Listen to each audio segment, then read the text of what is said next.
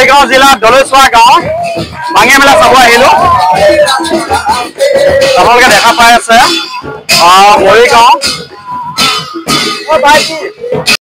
মৰিগাঁও জিলাৰ দলৈচোৱা গাঁৱত বাঙিয়া মেলা চাব আহিলো। বাঙিয়া মেলা দেখিছে নে গোসাঁই লৈ আহি আছে, আপোনালোকক দেখাই আছো। এই প্ৰথমবাৰ আহিছো মেলা চাবৰ কাৰণে।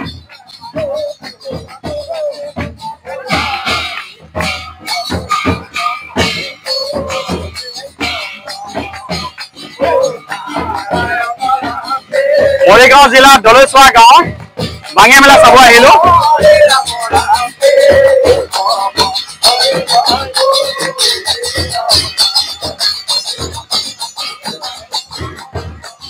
উপস্থিত আছো মৰিগাঁও জিলা দলৈচোৱা গাঁও বাঙিয়া মেলা চাব আহিলো।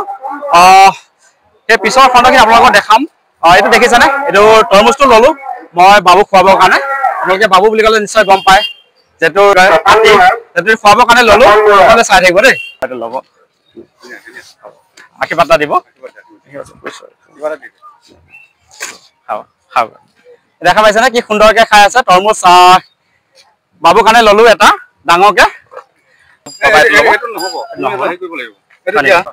মই পাব পাৰিম তলৰ ফালে। মই বৰ্তমান উপস্থিত আছো মৰিগাঁও জিলাৰ দলৈচোৱা গাঁৱত বাঙিয়া মেলা চাব আহিলো।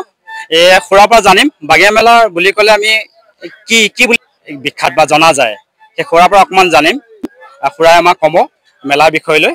কি খুৰা কওকচোন। নমস্কাৰ।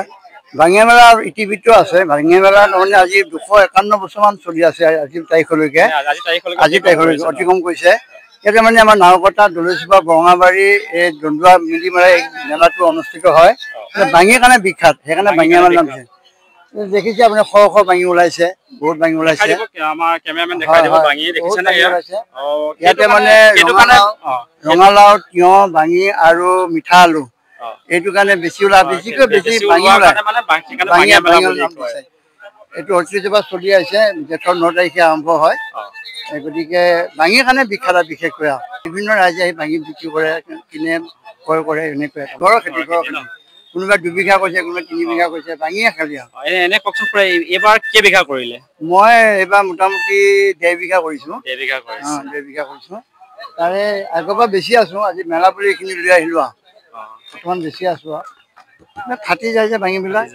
নজনা কথা জানিলো খুৰাৰ পৰা, ধন্যবাদ থাকিলে। আপোনালোকে গম পাইছে মই এতিয়া বৰ্তমান উপস্থিত আছো মৰিগাঁও জিলাৰ দলৈচোৱা গাঁৱত বাঙিয়া মেলা চাব আহিলো। এই খুৰাৰ পৰা জানিম মানে মেলাৰ বুলি ক'লে আমি সকলোৱে আহোঁ, শিলডাল ভাঙি আহোঁ। মেলাৰ বিষয়ে আমি জানিম বা বাঙিয়া মেলা কিহৰ কাৰণে বিখ্যাত খুৰাই ক'ব। খুৰা আপোনাৰ নামটো ক'ব। নমস্কাৰ, মোৰ নাম শ্ৰী সুশীলা হাজৰিকা। আমিতো সৰুৰ পৰা বাঙিয়া মেলা দেখি আহিছো। আমি জনাত প্ৰায় 200 বছৰৰ ওপৰত এই বাঙিয়া মেলা হৈছে।